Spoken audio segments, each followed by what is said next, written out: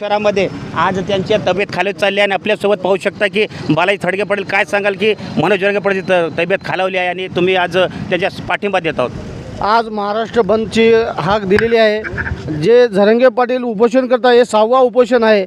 1 वर्षामध्ये 6 उपोषण आहे, 7वा दिवस आज चालू आहे, तरी प्रशासन त्याच्याकडे लक्ष देत नाही। हे भाजप सरकार हे खेळीमेळीचं राजकारण करत आहे। एका जातीवादी याचं भांडणं लावायचं कारण ते करत आहेत आणि त्यातल्या आज ओबीसीवाल्याला तिथं समोर बसून जातीवाद करायचा प्रयत्न ते करत आहेत। आम्ही कदापि खपून घेणार नाही। हे आंदोलन तर याच्यापेक्षा बी तीव्र करू अजून। आज लोकांना आव्हान एवढंच करायचं आहे की सुखी समाधान बंद ठेवावे आणि आम्हाला पाठिंबा द्यावे। आज देगलूरमध्ये आपले नियोजन काय काय आता शिवाजी पुतळ्यापासून आपण रॅली जात आहे। आपण इथून अण्णाभाऊ साठे चौकात महापुरुष जेवढे आहेत त्यांना पहिले हार घालून सत्कार करण्यात येईल आणि त्यानंतर देगलूरमध्ये सर्वांना विनंती करण्यात येईल आज बंद ठेवावे एवढंच सांगण्यात येईल। मराठा योद्धा मनोज पाटील जरांगे यांनी या वर्षामध्ये 6वा उपोषण आहे। त्यांचे प्रमुख मागण्या ज्या आहेत मराठा समाजांचे, त्या मागणीसाठी सरकार कुठलीच दखल घेत नाही आणि आज जरांगे पाटलाची तब्येत फारच खालावलेली आहे। नांदेड जिल्हा पूर्ण बंद आहे, त्या अनुषंगाने पूर्ण तालुके कडकडीत बंद आहेत। त्या माध्यमातून आम्ही देगलूर तालुका पण बंद करत आहोत। तरी सर्व समाज बांधवांनी आम्हाला बंद करून सहकार्य करावं ही विनंती, नम्र विनंती। देगलूर शहरामध्ये आपण पाहू शकता की शिवाजी महाराज पुतळ्यापासून आज छत्रपती शिवाजी महाराज पुतळ्यापासून ही रॅली आज बाजार तसे की जुना बसस्टँड आणि चौकात जाऊन लोकांना पाठिंब्यासाठी आपले सकल मराठा समाजाचे वतीनं आज पाहू शकता की पाटील काय सांगाल की जरांगे पाटलाची मागणी पूर्ण होत नाही, परंतु 6वा वेळ झाला आज उपोषण त्यांचं वारंवार करीत आहे, परंतु सरकारची दखल घेत नाही। मराठा समाजाला सरसकट आरक्षण मिळावे या हेतूने हैदराबाद गॅजेट तसेच सातारा आणि मुंबई गॅजेटप्रमाणे मराठा समाजाला हा ओबीसीतून आरक्षण मिळावे यासाठी 17 सप्टेंबरपासून या मराठा योद्धा आदरणीय जरांगेदादा पाटील हे आंतरवली सराटी येथे आमरण उपोषण करत आहेत।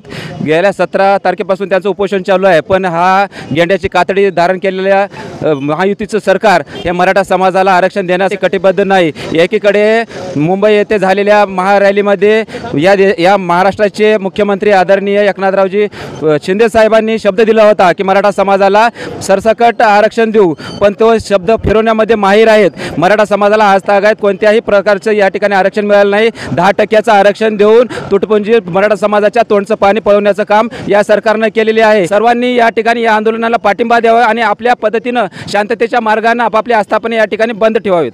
जसे की पाहू शकता की देगलूर शहरामध्ये आज सकल मराठा समाजाच्या वतीनं आज सर्व महापुरुषांना आज आणि पोलीस बंदोबस्त चोख असा बंदोबस्त पोलीस निरीक्षक आपल्यासोबत आहे। तसेच पाहू शकता की आज मोठ्या बंदोबस्तात सकल मराठा समाज देगलूर शहरामध्ये आपण पाहू शकता की आज सर्व महापुरुषांना पुष्पहार अर्पण करून त्यांना आज शांततेत हे पाठिंबा आज जरांगे पाटील यांना देत आहेत। पाहू शकता की आपण चोख असा बंदोबस्त पोलीस निरीक्षक मुंडे सर तसेच सहाय्यक पोलीस निरीक्षक फौज फाटा आज मोठ्या संख्येने या बंदोबस्त सामील आहे आणि पाहू शकता की आपल्यासोबत मुंडे सर आज शांततेत अशी रॅली निघत आहेत आणि आपलं बंदोबस्त चोख आहे, काय सांगाल?